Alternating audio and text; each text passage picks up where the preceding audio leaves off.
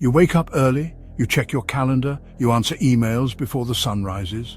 The day begins, and so does the race. Meetings, metrics, deliverables, deals. Your hours are accounted for. Your mind is engaged. Your ambition is alive. But something else is dying. Time with your partner, laughter with your child, moments of silence with yourself. You tell yourself it's just this season. But the season never ends. You become a ghost in your own life, present but only professionally, alert but only to external demands. And slowly, without realizing it, you trade the personal for the professional. Marcus Aurelius warned us, you could leave life right now. Let that determine what you do and say and think. If this were your last day, would the hours you spent climbing ladders and clearing inboxes be enough? Would the people closest to you feel seen, heard, loved? Or would they only remember how busy you were? This is the modern tension. We have mistaken movement for meaning. We've confused productivity with presence. We've convinced ourselves that our worth is measured by what we achieve, not by how we live. Professional success is not evil. In fact, it can be noble. To build, to lead, to provide, to create, all beautiful pursuits, but not if they come at the expense of your soul.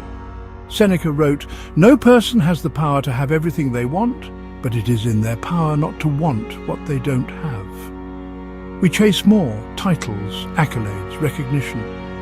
Yet we ignore what we already have. The warmth of a home, the hand of a friend, the brief window of childhood, the quiet grace of an unhurried conversation. Neglect begins with noble intent. You say, "I'm working hard for them." But slowly they become background noise to it, the work, the vision, the goal. Pause. Ask yourself, when was the last time I spent time with my loved ones without thinking about work? When was the last time I was fully present, with no device, no distraction, just presence? We often talk about work-life balance as if it's a math equation, but it's not about balance. It's about alignment. Is your outer success aligned with your inner values, or are you climbing a ladder propped against the wrong wall? You can be both ambitious and grounded. You can serve the world without abandoning your own heart. But it begins with awareness. That's what we're doing here. Tuning back into the quiet voice that whispers, remember what truly matters. Don't win the world and lose your soul. There's a subtle illusion that follows achievement. The more successful we become, the less we think we belong to ourselves.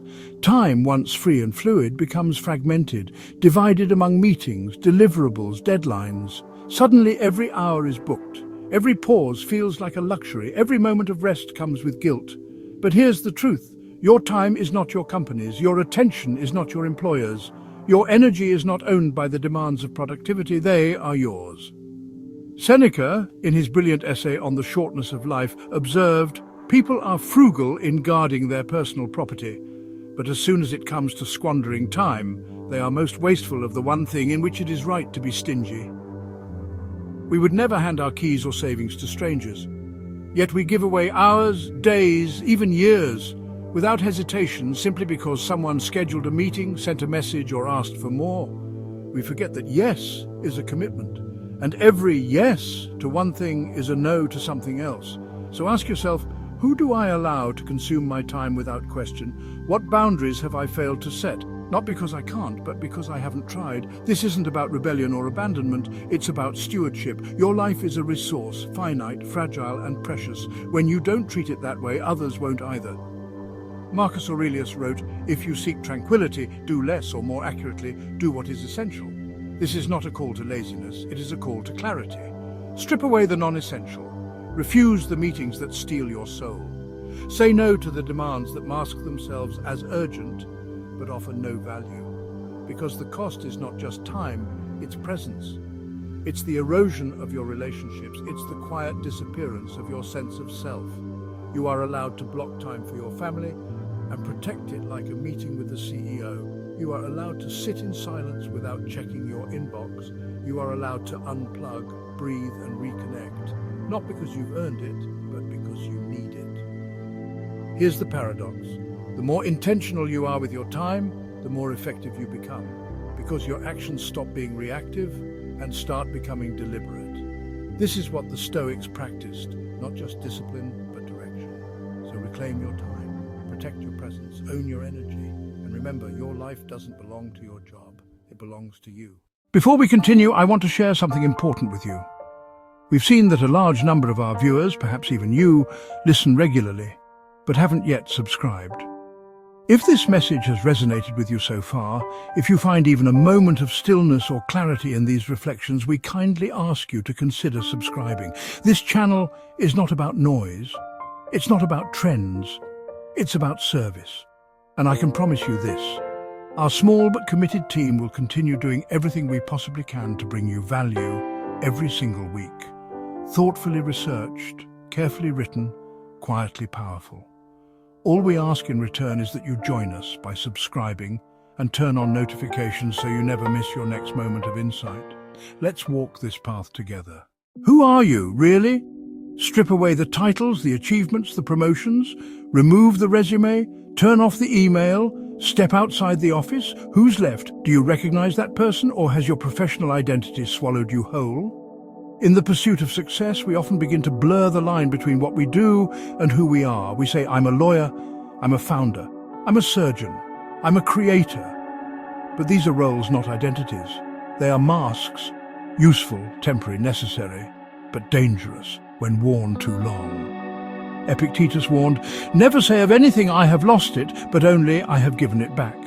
Your job can be taken, your company can close, your industry can change. If your entire sense of self is tied to something so fragile, what happens when it vanishes? You vanish with it. That's not strength, that's dependence. True identity is deeper. It's who you are without applause, without business cards, without validation. It's your values, your relationships, your ability to sit alone and still know yourself. We don't just overwork ourselves, we over-identify with our work.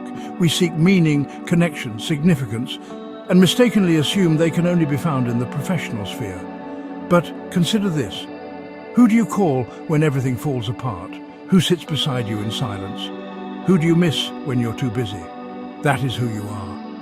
And those are the relationships that reflect you, not your LinkedIn profile. Marcus Aurelius reminds us, people who labor all their lives but have no purpose to direct every thought and impulse toward are wasting their time, even when hard at work. Don't waste your time building a life that looks impressive but feels empty.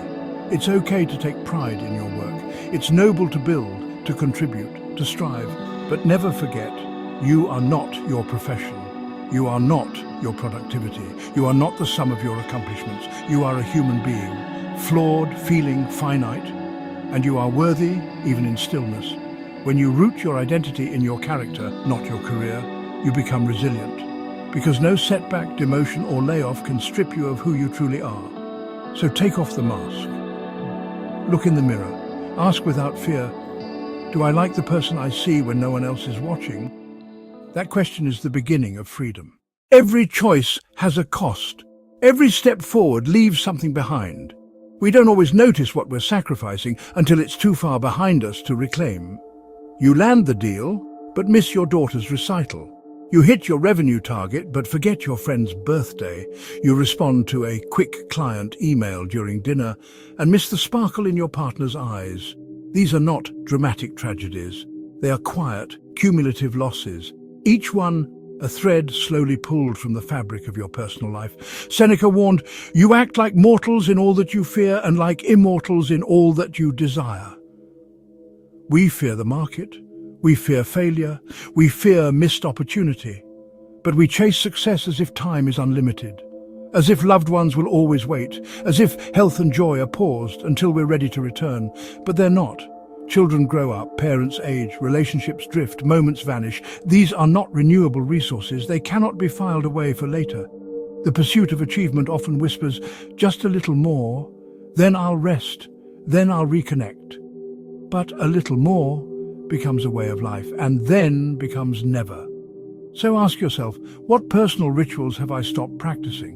What names in my phone haven't I called in months? Who in my life is quietly waiting to feel like a priority again? This is not about guilt. It's about awareness. You cannot do everything, but you can choose with your eyes open. Marcus Aurelius reminds us, do not waste what remains of your life in speculating about others.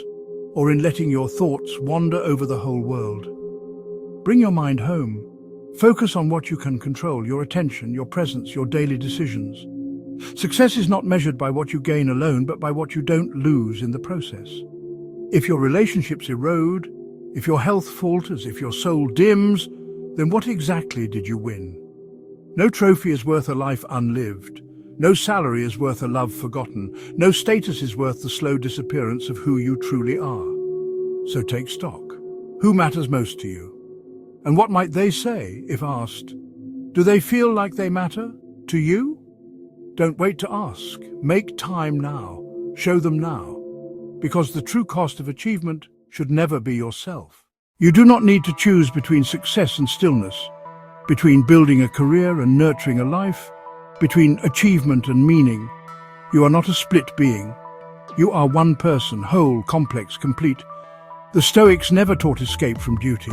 They taught balance within it. Marcus Aurelius was an emperor, arguably the busiest man of his time. Yet he wrote personal reflections, tended to his relationships, and reminded himself daily that power meant nothing without virtue. So how do we return to wholeness? By aligning the personal and the professional, not letting one devour the other. Begin with values. Ask yourself, what do I want my work to stand for? What virtues do I want to embody in both the office and the home? Courage, integrity, compassion, discipline. Let these guide both your leadership and your love, your negotiations and your nurturing, your productivity and your peace. Next, reclaim the rhythm of your life. Set boundaries, not walls, but rhythm. Time for focus, time for family, time for rest, time for reflection. Don't wait for permission to prioritize what matters. Then bring your presence. Whether you're in a boardroom or on a park bench, be there. Put the phone away. Listen with full attention. See the people in front of you, not as obstacles or tasks, but as fellow travelers. Seneca wrote, "Life is long if you know how to use it, so use it well." Not in scattered bursts of divided effort, but in unified, intentional action. When your work is aligned with your character and your personal life is protected with care, you become more powerful, not less. You are no longer chasing balance, you are living it. And finally, practice gratitude. Each day, give thanks not only for what you've achieved, but for who you are becoming. Thank the friends who understand your silences. Thank the mentors who remind you to pause. Thank yourself for choosing a different way. Because this harmony is not an accident. It is a choice, a quiet rebellion against burnout, a stand for a life well lived. As we close, ask yourself, am I building a life I would want my children to inherit, not just in wealth, but in values? Let that question guide you forward. If this reflection stirred something in you, if it helped you step back and remember what truly matters, we invite you to subscribe to this channel, Ancient Wisdom Today. Turn on notifications, because our small team is committed to bringing you timeless clarity in a world full of noise. We reflect, we study, we craft each video with care so that in just a few quiet minutes you remember who you are. Success means nothing if you lose yourself, but if you hold fast to your values, if you walk with purpose, you can live with power and peace. Thank you for watching.